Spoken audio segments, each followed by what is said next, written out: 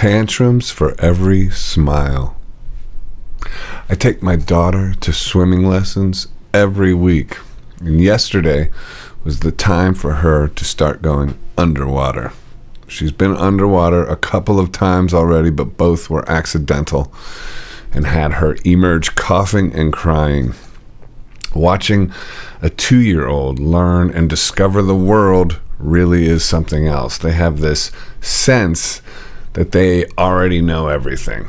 Well, they really know nothing, and it's impossible really to communicate with them, at least in many aspects. Of course, you can communicate a lot of things, but not everything. You practically have to helplessly watch them make the mistakes of discovery to learn. I often think this must be what it's like for God when watching us stumble all the way through our fallen lives. Tantrums for every smile. And of course, they are always mad at you on some level, our children, I guess, because in order to be a decent parent, you have to hold them back from so much of what they not only want, but really think that they need. Every candy display in every shop you ever go in has tantrums hiding behind the chocolates and candies. Every ice cream truck song, every ice cream truck has a whole new level of, you gotta be kidding me. I want that one, I want that one, I want that one, I want that one, repeated in rapid succession while pointing to this Tinkerbell truck.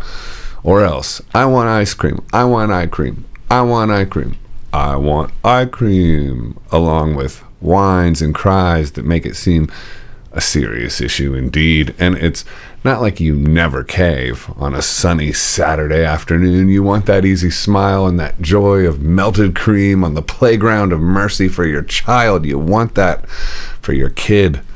Of course you do.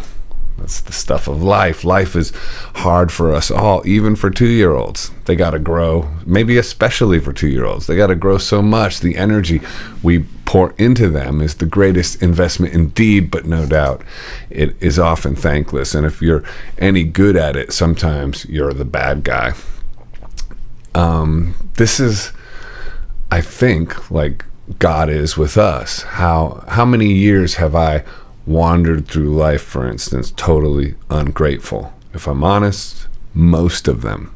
Authentic gratitude takes something bordering on enlightenment. People will say, I'm grateful, and not really mean it, not really feel it. We've all done it, but most of us are like my 2-year-old with the ice cream trucks of life going by, teasing us. We point to it and say, I want that one, I want that one, I want that one, over and over again. And we are denied until we are full of resentments, mad at God, and in the mood of rebellion, nihilism, revenge. God probably knows that whatever is in that ice cream truck isn't as important as we think it is, and might actually be harmful to us ultimately. But we don't know that. Our focus and worldview isn't much broader than a 2-year-old's, if we're honest. I mean, for instance, God knows that perfect peace for us comes on the other side of our ego being dismantled.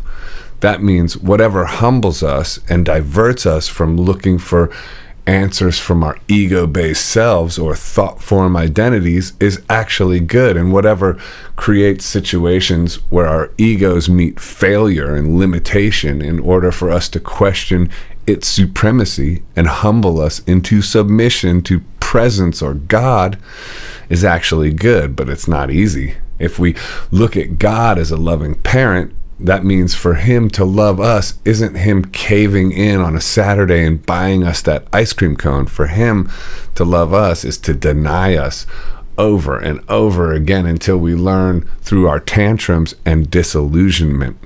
But we are no different than 2-year-olds. Eventually, we will grow up to understand that being humbled was good for us, but it doesn't feel like that when we are screaming our heads off in the moment. Going underwater for the first time. In the swimming lesson, we hold our babies and our toddlers, our fingers, teaching them water buoyancy, holding their bellies, our thumbs underneath their armpits so that they are in a swimming position as we sing in a group songs and sway them in the water, singing a tune or a version of Ring Around the Rosie, where at a certain point the song is, and we all go under. This is a strange moment because though we've prepared them as best we can, taught them how to blow bubbles, etc., there is no getting around the small tantrum of going underwater for the first time, the small trauma of it. It's a scary world down there, and no way to fully communicate not to breathe in. That's a lesson we all have to learn the hard way. For weeks, I've been prepping my daughter for this day, saying to her, "You ready to go underwater? At your next swim lesson?" She would say yes, but probably not really know what that meant. Although, on some level, I'm sure she probably did. The first time she did it, the instructor held her, and I watched with anticipation. It almost seemed cruel, but I know it isn't. There are rites of passage in this life we all must go through. First times for all of us to go underwater, until going underwater is no big deal at all. Better to go through the scare of it, the small trauma of it, to overcome it, and thus open up an entire new world. Ring around the rosy, a pocket full of posies, swimming, swimming, and we all go under. With that, the instructor submerged her and then allowed her to emerge again. Shocked silence, and then a big cry. The scariness of it. Poor thing. The instructor celebrated, though, instructed me to do the same. Important not to reflect her panic, working against parental instincts, teaching her and teaching us that just because something is hard and scary doesn't mean it's not good. It's very good. After a bit of recovery, which happens quick, kids are resilient, the instructor did it again, and this time she emerged without crying at all. A little whine, but no big deal. I took over, and we swayed in the water. I said to her, "You ready to go under again?" And to my shock, she said yes. A new world she now had access to beckoned. Ring around the rosy, a pocket full of posies, swimming, swim, and we all go under. I dipped her under and quickly back up again, and she had no issue at all. She learned how to do it. Pretty amazing. This is just like us when letting our egos die. It's scary as hell to understand that this thing we thought we were not only was never us, but was also demonic in nature and keeping us from the life we truly want, was feeding us wrong instructions, was allowing us to go back to the ice cream truck every 5 minutes, and was making sure that we never went underwater at all into the realm of presence.